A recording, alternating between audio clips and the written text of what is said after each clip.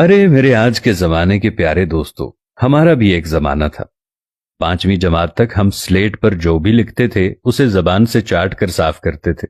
यूं कैल्शियम की कमी कभी हुई ही नहीं। पास या फेल सिर्फ यही मालूम होता था, क्योंकि फीसद से हम लाताल्लुक थे। ट्यूशन शर्मनाक बात थी। नालायक बच्चे उस्ताद की कारकर्दगी पर सवालिया निशान समझे जाते थे। किताबों में मोर का पंख रखने से हम ज़हीन और होशियार हो जाएंगे, ये हमारा एतकाद और भरोसा था। बैग में किताबें सलीके से रखना सुघड़पन और बासलाहियत होने का सबूत था। हर साल नई जमात की किताबों और कॉपियों पर कवर्स चढ़ाना एक सालाना तकरीब हुआ करती थी। वालिदैन हमारे तालीम के तई ज्यादा फिक्रमंद नहीं हुआ करते थे और ना ही हमारी तालीम उन पर कोई बोझ थी। साल हा साल हमारे वालिदैन हमारे स्कूल की तरफ रुख भी नहीं किया करते थे, क्योंकि हम में जहानत जो थी। स्कूल में मार खाते हुए या मुर्गा बने हुए हमारे दरमियान कभी अना यानी ईगो बीच में आने का सवाल ही पैदा नहीं हुआ। अना क्या होती है ये भी मालूम नहीं था। मार खाना हमारे रोजमर्रा जिंदगी की आम सी बात थी। मारने वाला और मार खाने वाला दोनों को एक दूसरे से कोई शिकायत नहीं हुआ करती थी। हम अपने वालिदैन से कभी ना कह सके कि हमें उनसे कितनी मोहब्बत है।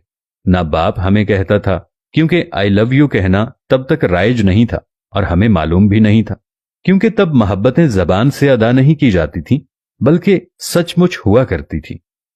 रिश्तों में भी कोई लगी बंदी नहीं हुआ करती थी, बल्कि वो खुलूस और मोहब्बत से सरशार हुआ करते थे।